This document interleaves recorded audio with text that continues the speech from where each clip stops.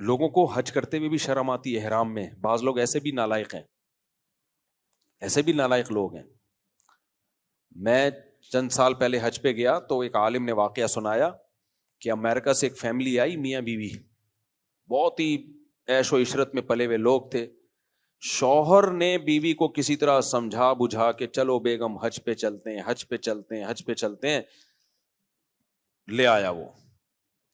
تو بیگم صاحبہ کا وہاں کے جب ماحول دیکھا, ظاہر ہے ٹینشن والا ماحول ہے, عورت پہ پابندیاں ہیں کہ چہرے پہ کپڑا نہ لگے, اور شوہر بھی وہ 2 کپڑوں میں, وہ بڑے بڑے آفیسر, ہر طرح کے لوگ, بادشاہ لوگ بھی وہاں 2 کپڑوں میں ہوں گے بھائی, ایک نیچے لنگی ہے اوپر ایک چادر ہے. تو پرسنالٹی تو کہاں گئی پرسنالٹی.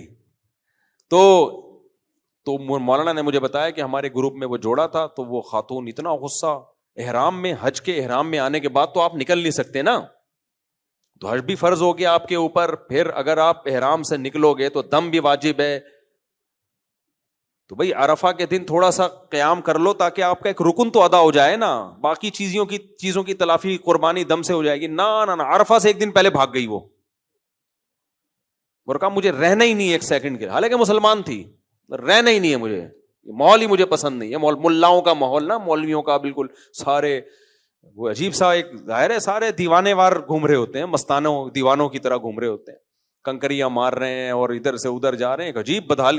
کتنا بھی وی آئی پی حج ہو نا, 5 دن ٹھیک ٹھاک ٹینشن ملتی ہے حج میں.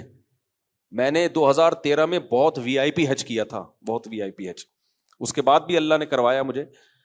تو اس وقت اندازہ ہو گیا کہ جتنا بھی وی آئی پی حج ہو, جتنا بھی مہنگا حج ہو, 5 دن حج میں ٹینشن ہی ٹینشن.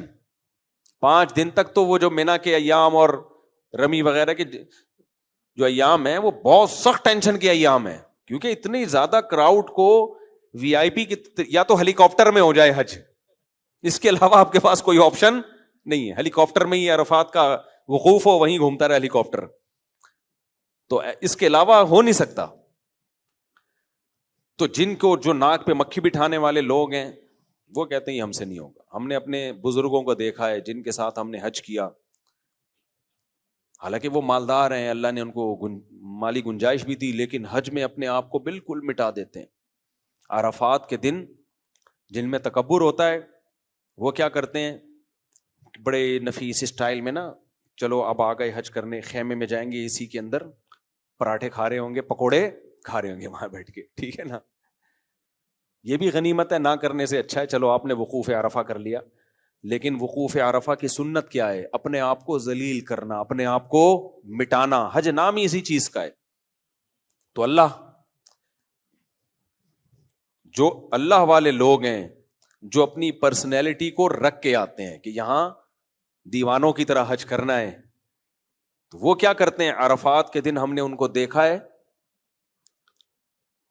کہ اپنی ناک مٹی میں رگڑ رہے ہوتے ہیں, وہ دعائیں مانگتے ہوئے سجدہ کرتے ہیں, نماز پڑھتے ہیں میدان میں مٹی میں, اور دھوپ میں اپنی ناک مٹی میں رگڑ رہے ہوتے ہیں.